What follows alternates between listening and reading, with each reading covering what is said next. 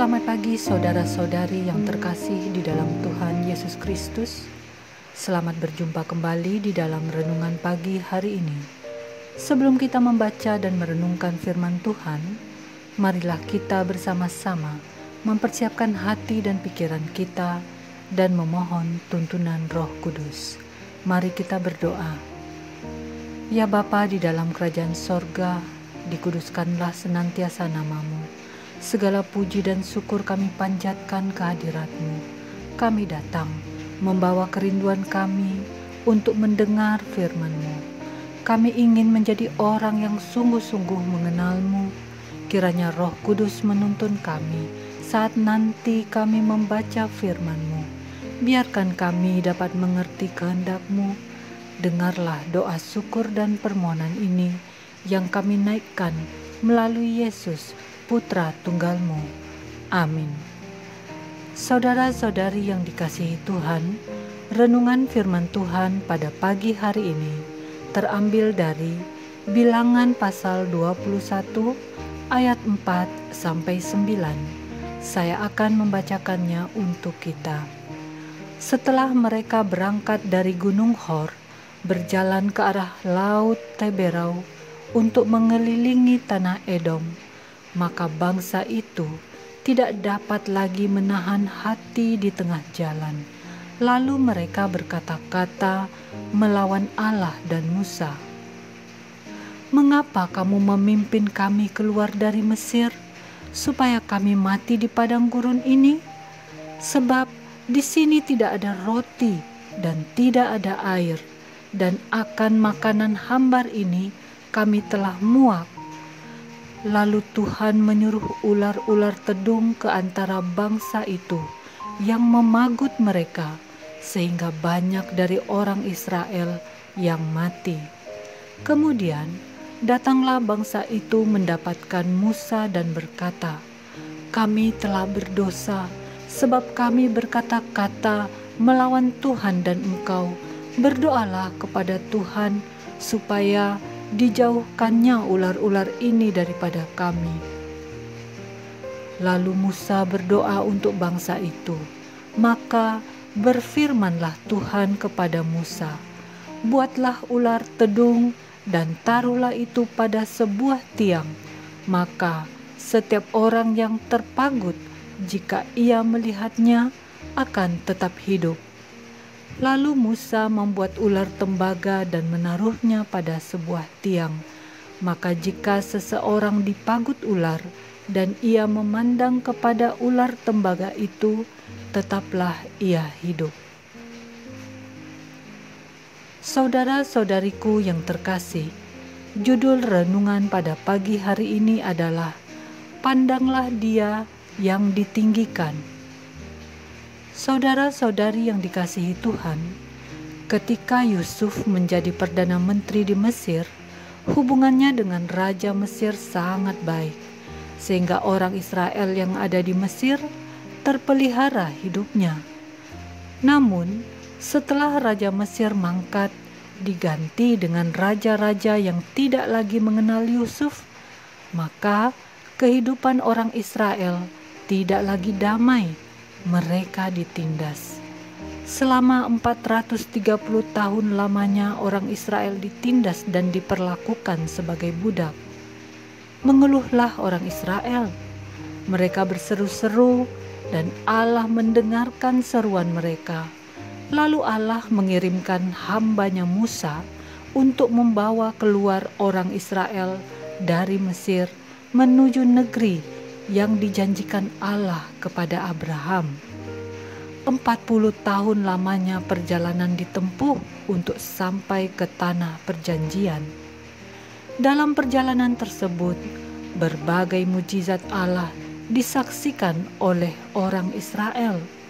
Namun, sepanjang perjalanan mereka suka mengeluh dan tidak taat. Musa harus memimpin orang-orang yang tegar tengkuk. Saudara-saudari yang dikasihi Tuhan, orang Israel itu mengeluh akan apa yang mereka dapatkan untuk makan. Mana yang disediakan Tuhan bagi mereka untuk dimakan tidak lagi disukai mereka. Mereka membandingkannya dengan apa yang bisa mereka peroleh selama di Mesir, seperti daging, mentimun dan semangka, bawang prei, bawang merah dan bawang putih, dengan tidak bayar apa-apa. Bilangan 11 ayat 4-5 dan Keluaran 16 ayat 2-3. Hanya karena persoalan makanan, orang Israel mengeluarkan perkataan yang melawan Allah dan Musa, menghina jalan Tuhan dan menghina mana pemberian Tuhan. Ini adalah sikap perbuatan dosa, sikap yang akhirnya menimbulkan murka Allah, dan Allah menghukum mereka dengan mendatangkan ular-ular tedung yang memagut banyak orang Israel sampai mati. Hanya dengan memandang ular tedung tembaga yang diikat Musa pada tiang sesuai perintah Tuhan, mereka bisa luput dari kematian. Saudara-saudari yang dikasihi Tuhan, siapakah kita yang layak marah kepada Allah walau apa yang kita terima tidak sesuai dengan apa yang kita mohonkan kepada Tuhan? Kita tidak layak marah kepadanya, juga kepada hamba Allah yang diberi otoritas oleh Allah untuk memimpin kita. Kekecewaan kita jangan membuat kita menjadi berdosa, dosa yang akan mendatangkan maut. Kita akan kehilangan kedamaian.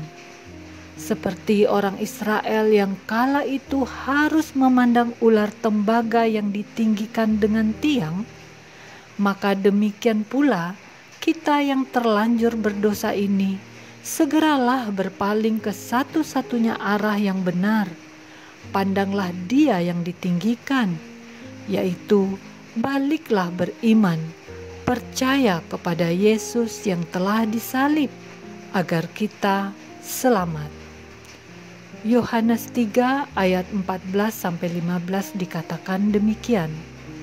Dan sama seperti Musa meninggikan ular di padang gurun, demikian juga Anak Manusia harus ditinggikan, supaya setiap orang yang percaya kepadanya beroleh hidup yang kekal. Demikianlah renungan pada pagi hari ini. Tuhan memberkati. Kita akan menutup renungan dalam doa, tetapi jika saudara ingin didoakan secara khusus, hubungi email kami. Kerinduan kami agar channel ini menjadi berkat bagi banyak orang. Mari kita berdoa. Ya Tuhan, terima kasih untuk firman yang baru saja kami dengar. Firman yang mengingatkan kami untuk hanya memandang kepadamu, beriman kepadamu satu-satunya jalan keselamatan. Ampunilah kami yang berdosa ini, yang sering gagal karena dipenuhi amarah akibat kekecewaan dengan apa yang kami terima. Biarkan kami berserah, menggantungkan hidup kami kepadamu saja. Berkatilah usaha-usaha yang kami lakukan, berkatilah pekerjaan kami, berkatilah pendidikan kami, berkatilah keluarga kami, dan mampukan kami menjadi berkat di tengah-tengah kehidupan bermasyarakat, di mana saja kami berada. Biarlah kami senantiasa memuliakan nama-Mu. Inilah doa kami yang kami panjatkan hanya di dalam nama Yesus, Tuhan dan Juru Selamat kami. Amin. Saudara-saudari, mulailah harimu. Kiranya kasih dan anugerah Tuhan senantiasa melimpah di dalam kehidupanmu. Muliakanlah Tuhan di dalam setiap aktivitasmu, dan jadilah saksi hidup bagi firman-Nya. Roh Kudus menyertai kita semua. Sampai berjumpa kembali di renungan berikutnya. Tuhan Yesus memberkati.